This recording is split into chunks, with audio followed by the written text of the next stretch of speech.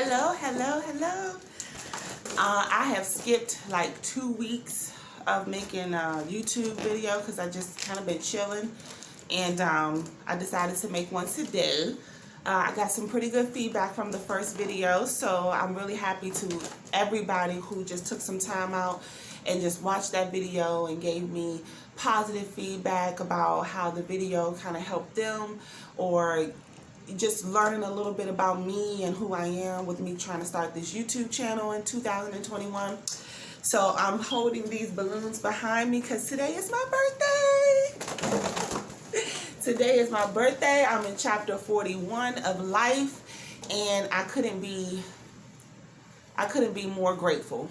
God has brought me through so much, and I'm just so happy to be here today at home with my husband, the man of my dreams, who really does go above and beyond to make sure that I'm very happy, and he has no idea how that makes me feel and what that means to me, because he's just a blessing. There's no other way I can say that. So it's chapter 41, and I am looking forward to this year. It is my birthday today. I am completely sober, not turning up on any shots or any bottles or anything like that. So I'm excited. This particular video is not just about it being my birthday, but also being about how to pick yourself up after you've been broken. And not necessarily just broken just coming from past relationships or anything like that. You can be broken from childhood traumas. You can be broken from toxic friendships and relationships. And you can be broken from career, having a career and then, not having that anymore. There's a lot of things that you can go through in life that will break or was set out to break you. This is more so trying to find yourself and trying to put yourself back together after being broken. And I am a person who knows a lot about that. I've been through a lot of things, and I believe everyone has. The same things that you guys may have been through, I may not have, and vice versa. But we all have been through things where it has really taken a toll on us, and it's messed with our mental, it's messed with our physical. And you just don't feel like yourself. You feel spiritually drained. You feel hurt, angry, pissed off. You can go from feeling loved to not feeling loved at all, and having someone in your life who you thought was going to be with you forever and take care of you and guard your heart, and turned out that it didn't go that way. You've got people that may have betrayed you.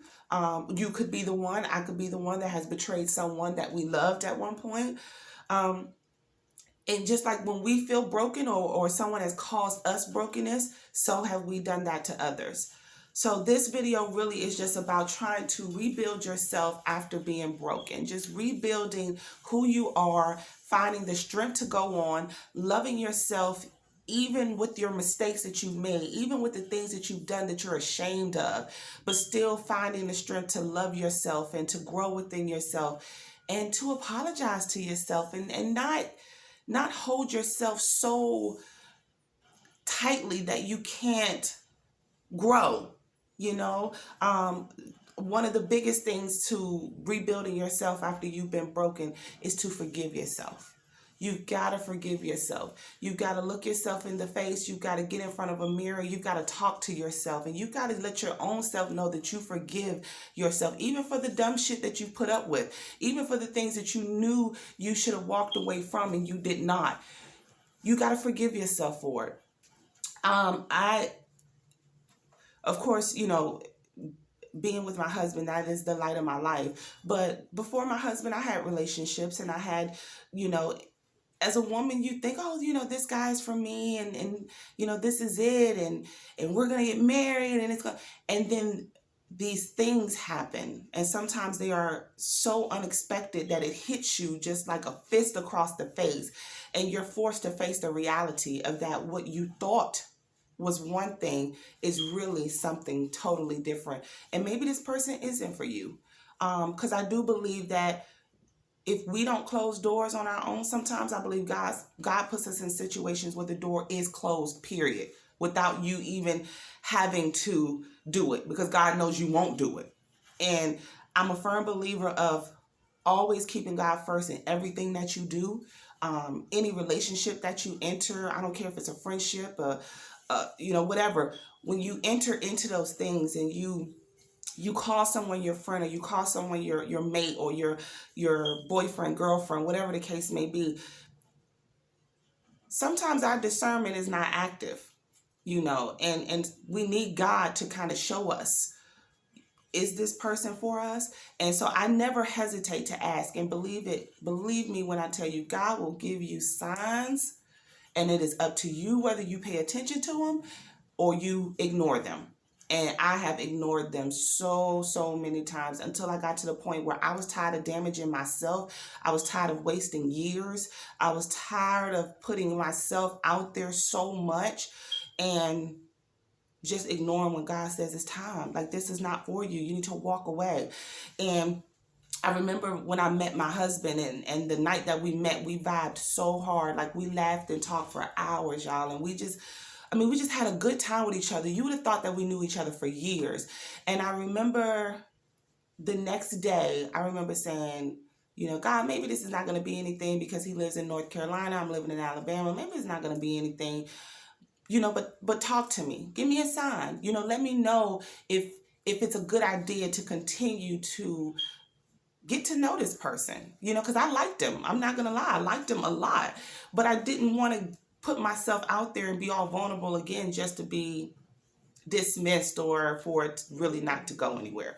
So needless to say, here we are married. And I listened to God. I felt like God was telling me, like, this is it.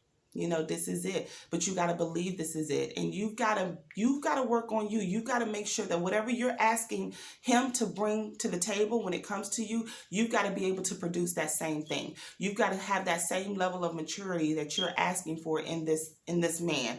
Whatever it is that you want him to provide for you, then you need to be able to provide that to him. And I remember, I was single when I met my husband, because I had been in a relationship for about 2.5 years, and that had ended. And I'm not going to never talk bad about, any of my exes or anything like that, because I don't need to bash anybody. People know what they are, and I don't have to prove anything to anyone or, speak negatively or negative on anyone. It is what it is. I'm very happy, very loved, couldn't ask for anything more than what I've gotten. So I was after that breakup, what I will say was that I was in a dark place mentally. Because in my mind, I was like, here I am, yet another failed relationship. I am almost 40 years old. What am I doing wrong? Like, not saying that it's my fault because we broke up, but what am I doing wrong? Why am I not attracting someone who is going to give me the longevity and the respect? And what I want, someone who's sure about me, someone who looks at me and says, you know what, this is her. I am sure I want this woman. Like, what am I doing? So I had to do a lot of soul searching. I packed up from the DMV. I left Maryland. I went back and moved to Alabama with my mom and dad. And so sometimes change and leaving the environment that you've been in all your life, sometimes that's needed in order for you to rebuild yourself after being broken. So I packed up. It was a very light pack, because I didn't want to, I wanted to go back to Alabama. I wanted to go back to my roots. I wanted to start fresh. I didn't want to carry a lot of things from Maryland with me. So I packed light, and I got there, and I really, just took some time out. That's my husband, y'all, but he won't want to get in the camera and say hi. But I packed up, and I took, the few belongings that I wanted to take with me, and I went and I started over. Now, let me tell you about the experience of living with your parents when you are 38 years old and you haven't lived with your parents in a really long time. My parents have been married for over 30 years. And to see them and their marriage in that later stage of life, my mom in her late 60s, my dad early 70s, to see and witness a 30 plus year marriage in that light, the sacrifices, the things that they do for each other, the way that they speak to each other, the way that my mom still makes sure that my dad is taken care of and vice versa. It was needed for me to see, because I believe like God wanted me to see what longevity in a marriage is. When me and my husband are not so fit and young and we can't move around and we need each other to do for each other.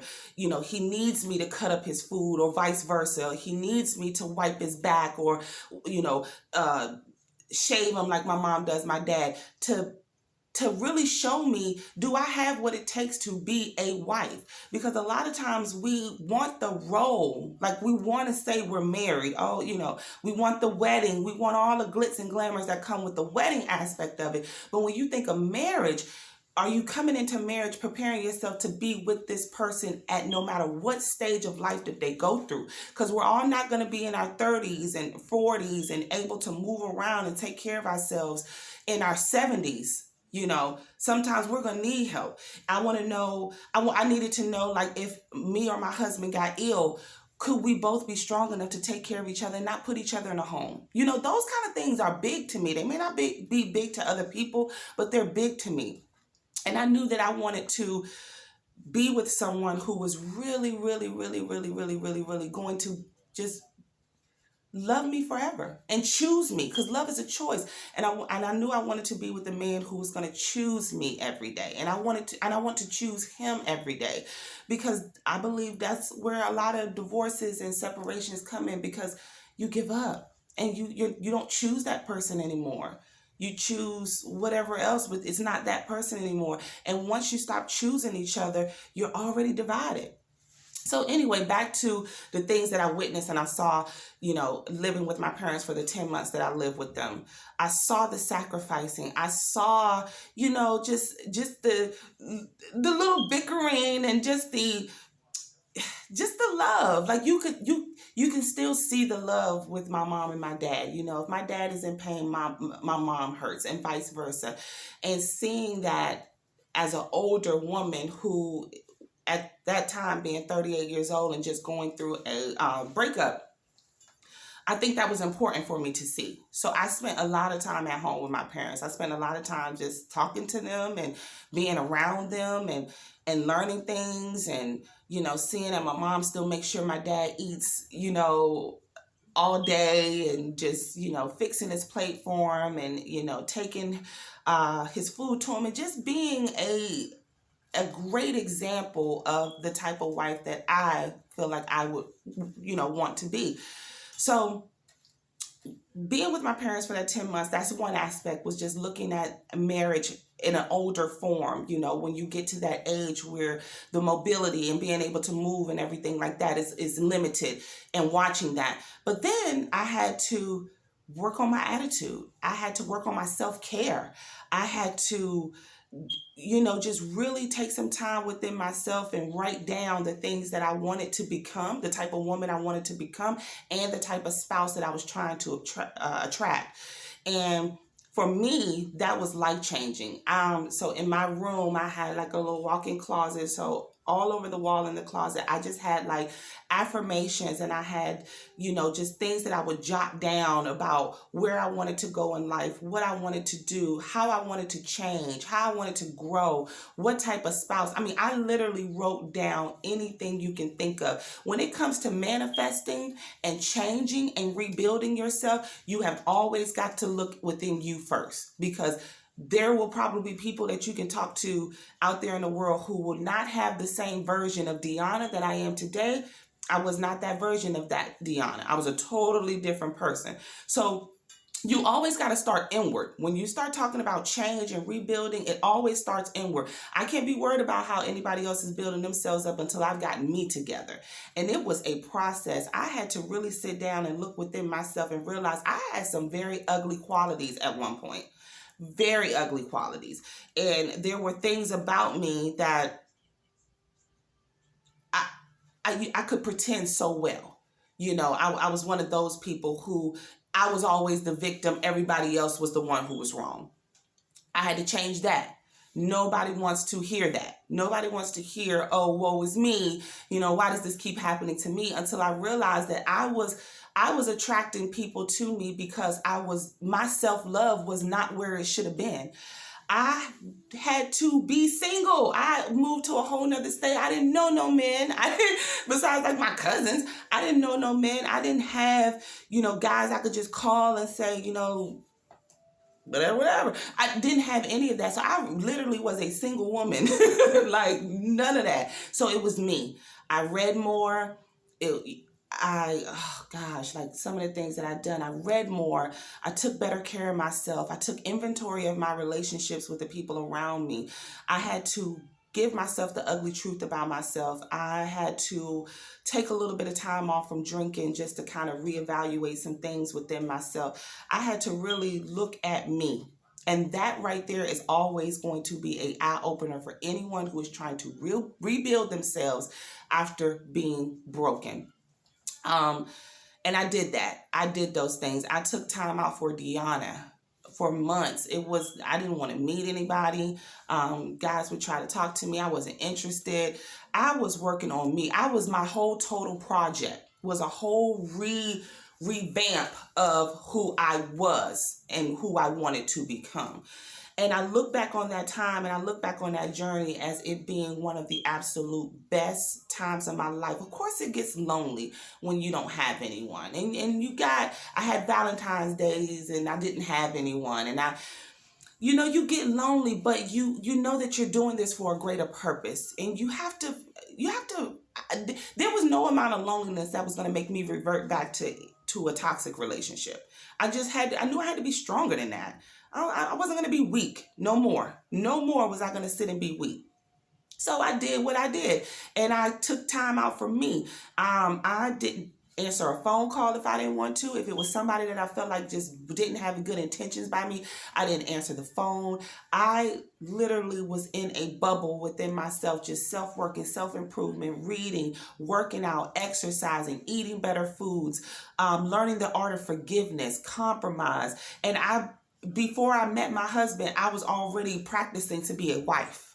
So I was in practice mode, and it was awesome.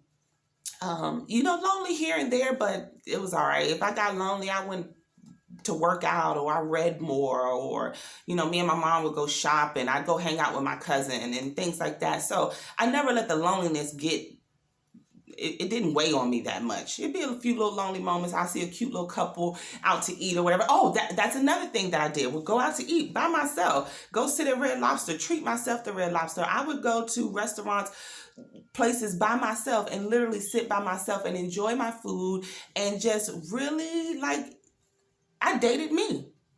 That's what I did. I dated me. That was the biggest thing that helped me rebuild myself after being broken, was taking inventory of my toxic traits and changing them, spending more time within myself, learning more about where I wanted to go in life and who I wanted to become, and manifesting the relationship that I have now.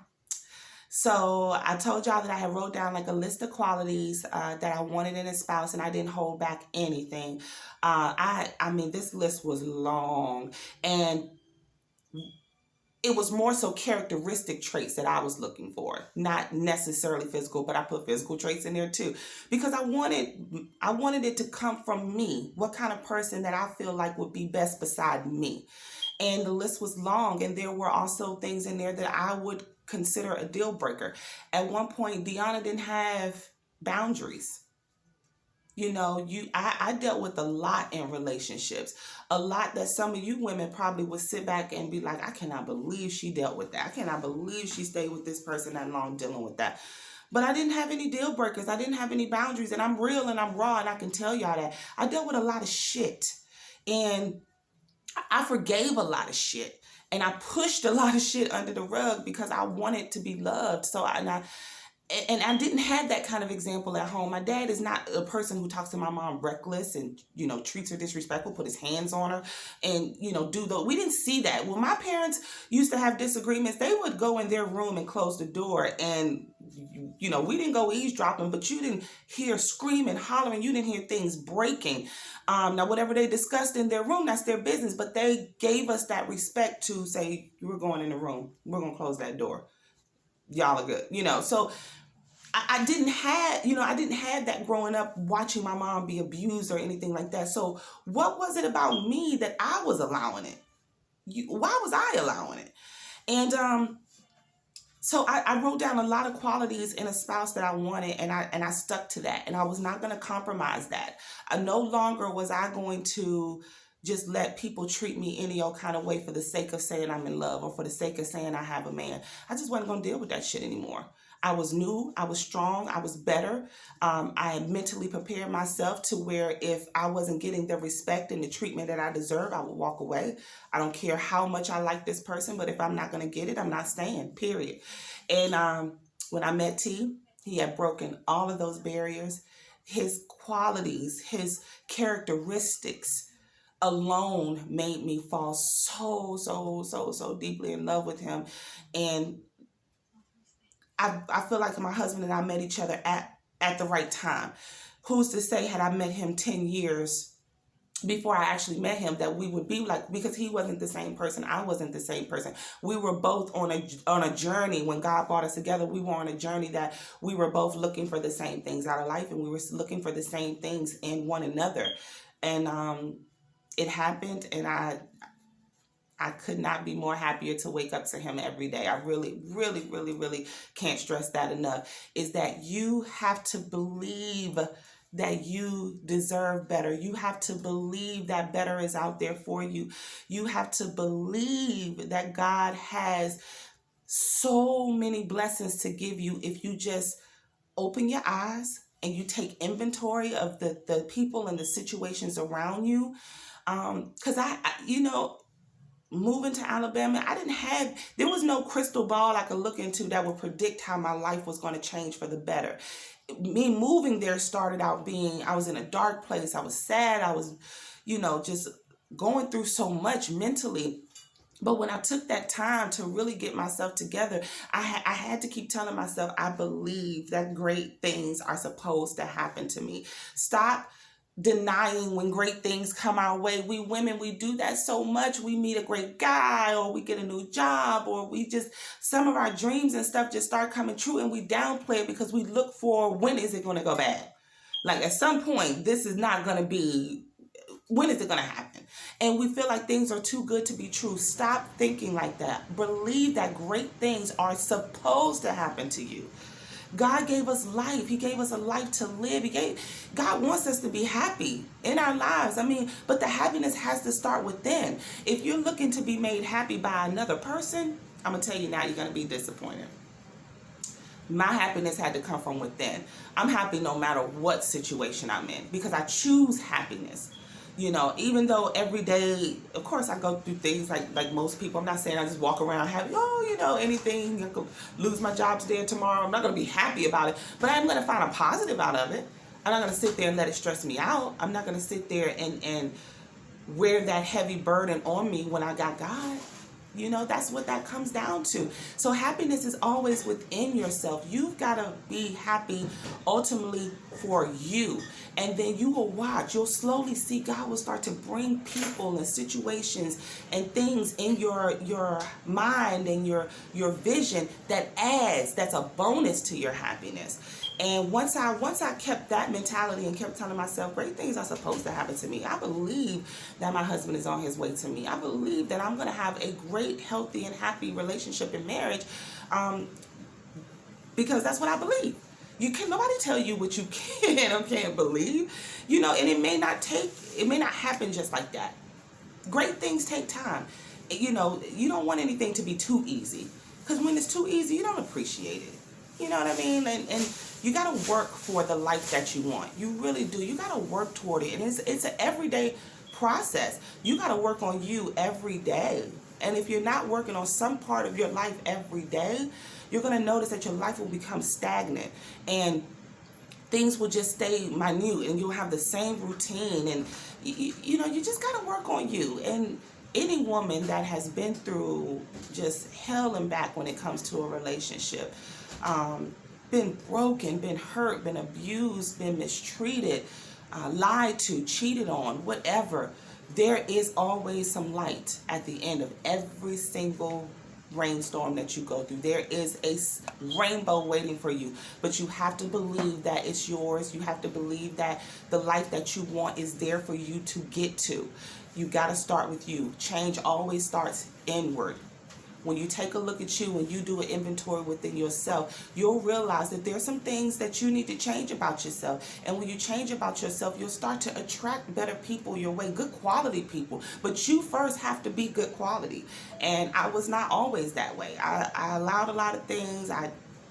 Just things that I would never now, where I am and the self journey that I went on and the self revelations and the homework I've done on my own self, never will I go through those things again. No one's ever going to make me feel like I'm not good enough, because I am abundantly good enough. And so I don't want to make this video too long, but I could talk about this kind of stuff for days. So anybody that's watching it, just know that you are love. You can be loved. You can give love. Just be light. I'm one of those people. I just want to be light. When you see me, I want you to just want to be around me, because I give off so much good energy and light and love and blessings. And I want to see everyone win. There is enough space in this world for everybody to win. And just be mindful of sometimes what we need to do within ourselves to be a better person, because you're not going to attract better if you're not trying to be better. And if you're going to keep being the same way, I hate when people say, oh, that's just me. Like, I'm never going to change that. That's just me. That's just who I am. Well, I mean, why? Why can't we make changes sometimes for the people that we love? If you say you love somebody and you do things that hurts them, or you do things that make them feel a certain kind of way, why can't you work on that? Like, that's what life is about.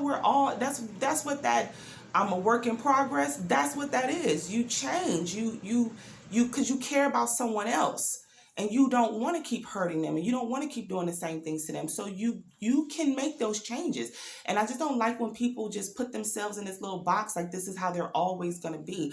No, you're not. If your job told you needed to make some changes so you can get a raise, you're going to do it. So why am, the person that you're with, or the person you're in a relationship with, why are they not worthy enough to get a better version of you? So always rebuild yourself. Everybody should want to be better, daily, monthly, yearly. The same goals I had for when I turned 40, I have new goals now for 41, because that's just how I operate. And so I hope everyone likes this video, y'all. I'm loving these 50-inch braids. But I hope that this video just kind of helps somebody who may be going through something right now, feeling very broken, cannot see the sun because the rain is blocking it, but just know that it's there, and in due time, and do not never give up on God, because God will always and can always bring you through a storm if you just lean on him, and understand when that's saying, I can do all things through Christ who strengthens me, the key word, the very first word is I. You can always do all things through Christ. Christ can give you the resources, can give you the undeniable love, but you have to get off your ass, and you got to do things too. You can do all things through Christ that strengthen you. I can do all things through Christ that strengthen me. You are important. Never let anyone make you feel like you're not, because I know what that feels like when somebody makes you feel like you're just not good enough. You are. You are. You can have all things that you want to have. You can have that amazing life. You can have a great spouse, but you got to believe that you're worthy of it. You got to work to be the type of person that you're trying to attract. You can't attract somebody that's out here making 6 figures, but you don't want to get off your ass and go to work. You know what I mean? You have to be what you're trying to attract in your life in order to rebuild yourself after being broken. But I'm going to go, guys, and I'm going to enjoy my birthday, and I hope you all have an amazing day. Much love and kisses and blessings. Bye.